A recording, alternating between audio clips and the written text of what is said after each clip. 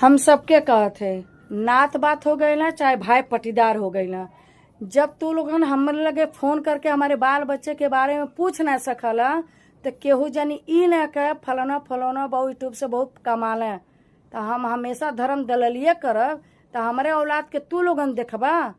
हाँ कभी केहू फोन करला कि पतोहिया कैसन या राज कैसन बाटे खुशी का ऑपरेशन से लेकर बोले के फोन कैले रहल के पूछेला के मदद कैले रहल तो हमारे यूट्यूबवा से के काहे केहू पूछे या काहे नात बात फोन करिए कौने हक से करिए कौने हक से। हाँ अरे उनके भेड़िया बना देले बा कुत्ता सब बना देले बा हमो के बनाई सब हमारा औलादन के भविष्य तू लोगन बनैबा देखबा लोगन। अरे ना चाहे हिस्सा ना चाहे घर दुआर आग लग जाए सन 2 तल्ली 3 तल्ली के हमके ना चाहे सन घर हम 1000 बेर बोल चुकल है नहीं चाहे। लेकिन हाँ जे अगिया लगावता आ जे फोनवा करता जे फरमाइश करता न उन्हों के भगवान औलाद देले बाड़ा ठीक बा।